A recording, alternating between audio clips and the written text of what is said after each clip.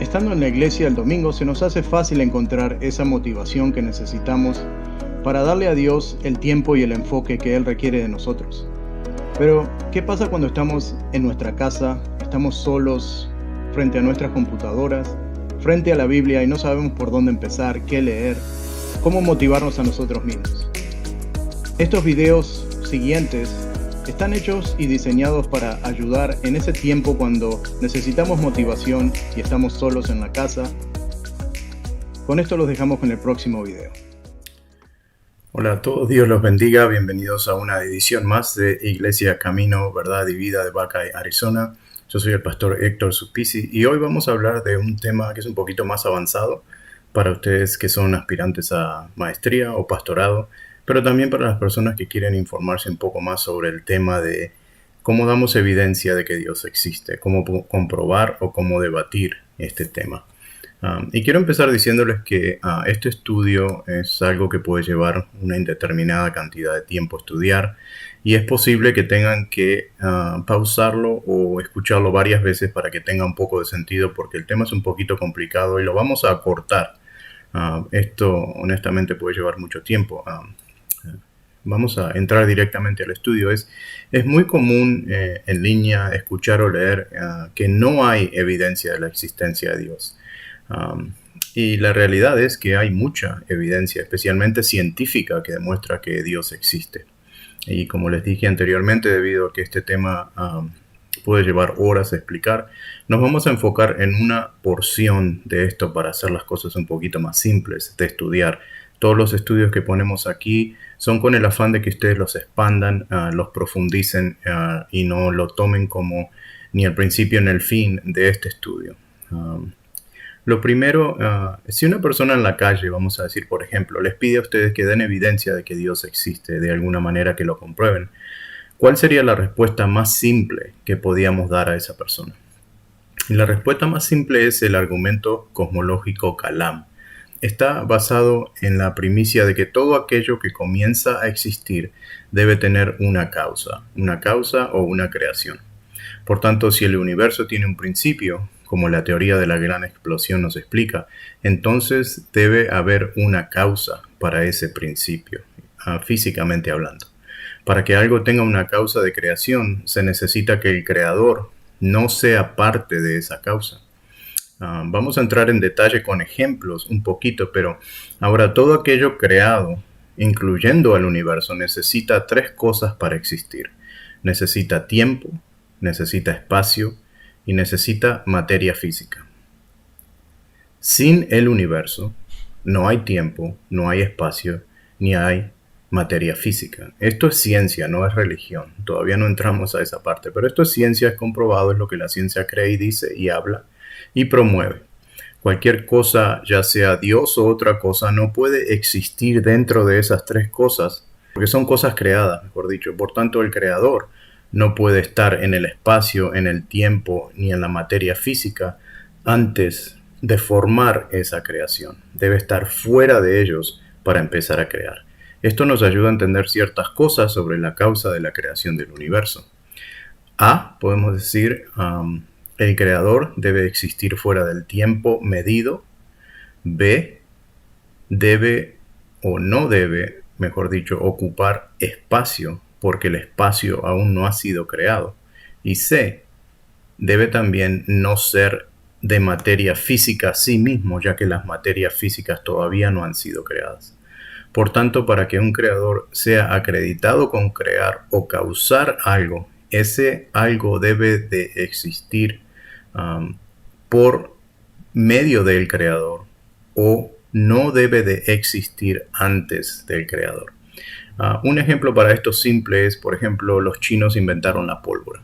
Ninguna persona jamás había visto pólvora, incluyendo al chino que la inventó. Por tanto, el chino existía, pero la pólvora no. Eso sería una creación, una invención. En el caso del universo, el creador debe existir antes del universo, es decir, antes del tiempo, antes del espacio, antes de la materia física, los cuales son imprescindibles para tener un universo, porque sin ellos el universo no existe. Eso prueba los puntos A, B y C que anteriormente discutimos. Aquí comienza lo divertido, porque hay cosas que encajan en este plano que están fuera del tiempo, que están fuera del espacio. Les doy un ejemplo, vamos a decir el número 4. El número 4 no tiene tiempo, no tiene espacio, no tiene materia física, pero el número 4 no crea ni causa nada. Necesitamos algo más para causar o crear, aparte de esas tres cosas. Esas tres cosas son necesarias para que el universo exista, pero no son necesarias para causa o creación. Ese algo más es lo que los filósofos se refieren como el poder de causar. O sea que ese creador tiene que estar fuera de lo que es tiempo, espacio, materia física, pero también tiene que tener el poder de causar o de crear. ¿Qué tenemos que se pueda decir que está fuera del tiempo, del espacio y de la materia física, pero que puede causar? La respuesta para eso es la mente. La mente cubre todas estas necesidades para crear. Claro que no sería cualquier mente, sino que tendría que ser una mente con gran poder para crear suficiente sabiduría también para asegurarse de que esa creación funcione. Si miramos que se necesita una mente fuera del ramo del tiempo, del espacio, que no tiene forma física, es súper poderosa y tiene sabiduría infinita, entonces para nosotros los creyentes, el Dios en el libro de Génesis explica todo esto en su comenzar con las simples palabras: en el principio Dios.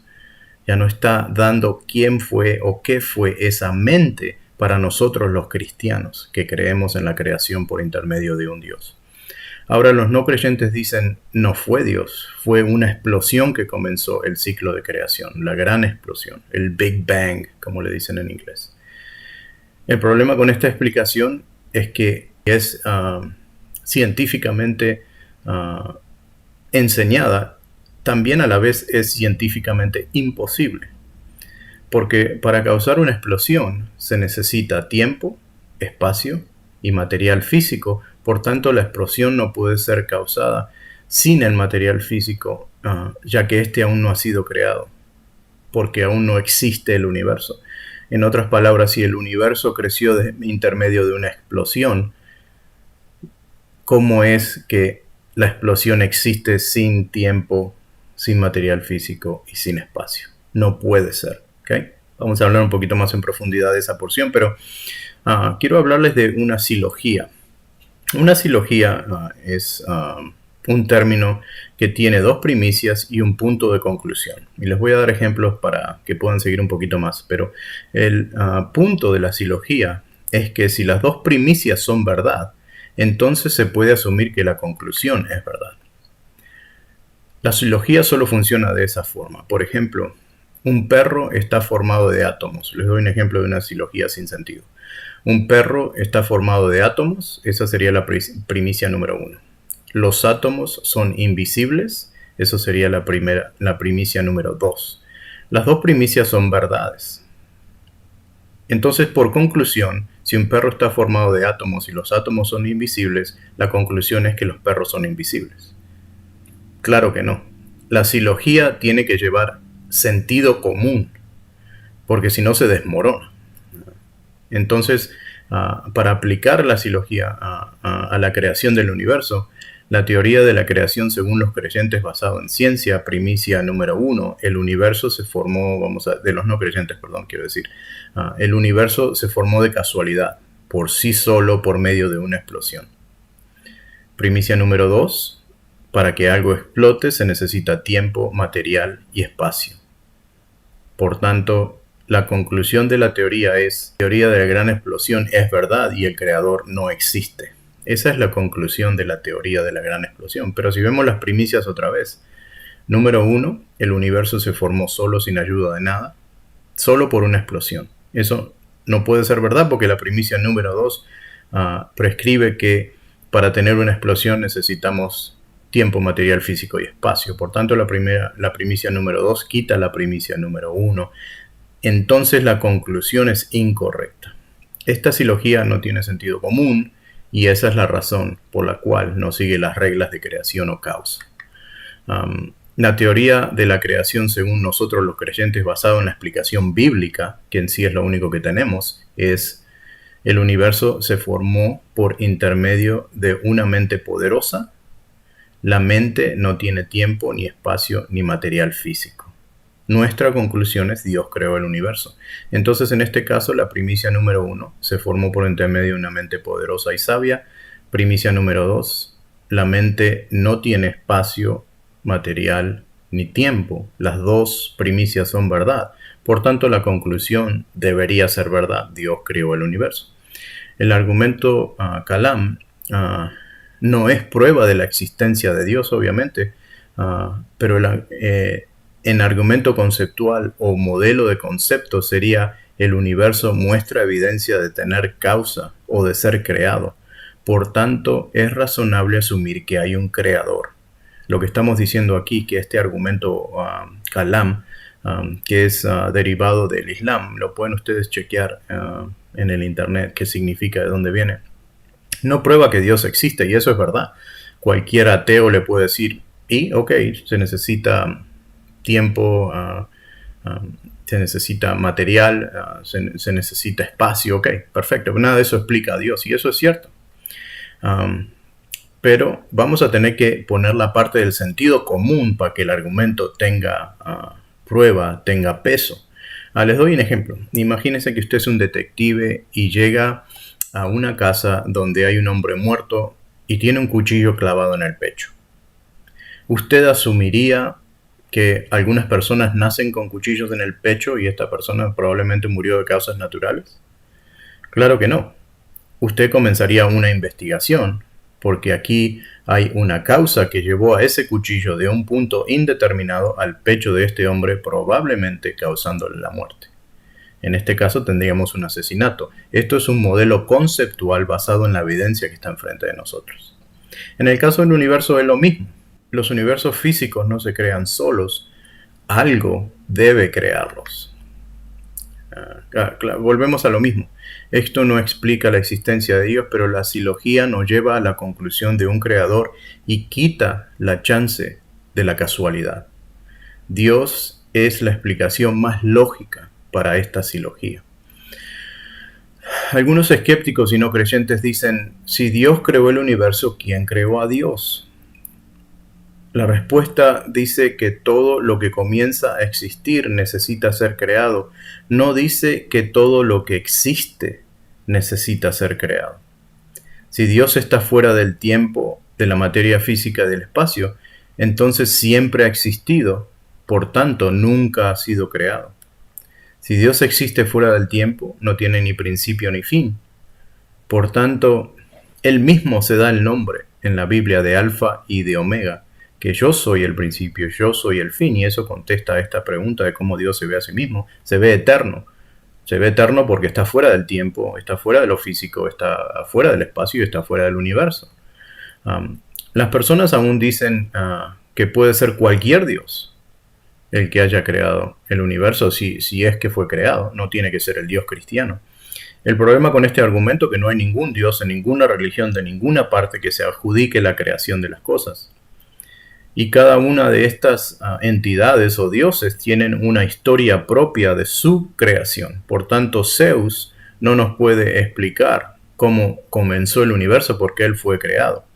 Los mormones, por ejemplo, creen en un Dios de los cielos, así le llaman, el Dios de los cielos, pero dicen que antes de ser Dios fue un hombre y se convirtió en Dios. Por tanto, la creencia mormona es que algún día todos seremos dioses.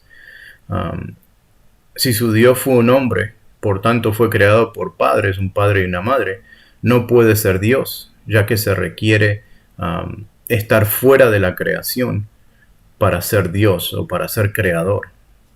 En este caso no tiene sentido tampoco esa religión, pero contesta la pregunta que estábamos haciendo en el principio.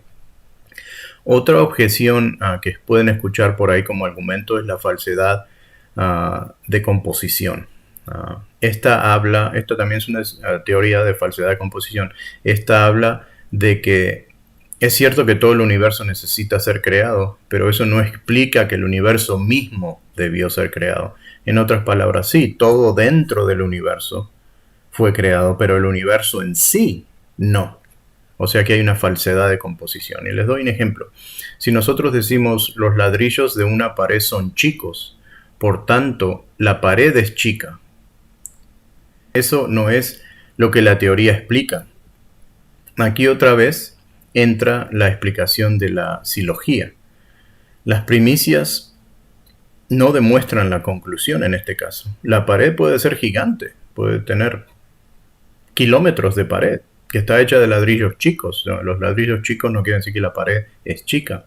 Y esto está explicado más bien con la otra teoría de la navaja de Occam, Occam's Razor en inglés. Esta teoría explica que dos teorías en iguales condiciones que tienen las mismas consecuencias demuestran que la explicación más sencilla tiende a ser la correcta. Les doy un ejemplo de esto. La silogía correcta es: todos los ladrillos son rojos, por tanto la pared es roja. Esa conclusión tiene todo el sentido del mundo y por tanto la conclusión es verdad.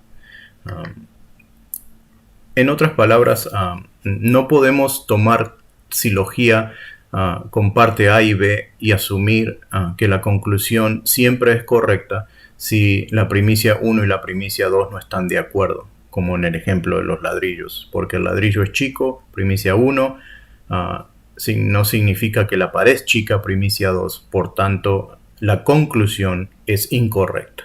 Pero si decimos que todos los ladrillos son rojos, primicia 1, por tanto la pared es roja, la conclusión es correcta, que la pared es roja.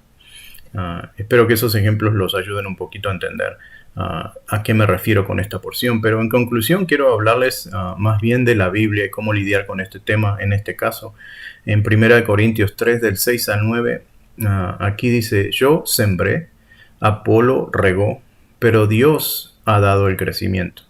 Así que no cuenta ni el que siembra ni el que riega, sino solo Dios, quien hace crecer.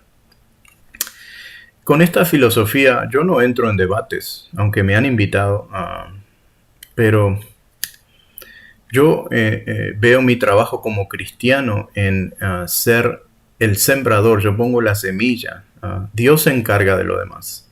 No es mi trabajo el convencer a las personas, no es mi trabajo el convertir a una persona en cristiano. Y gracias a Dios que ese no es mi trabajo. Mi trabajo es hablarles de la palabra. Su trabajo como cristiano es hablarles de la palabra.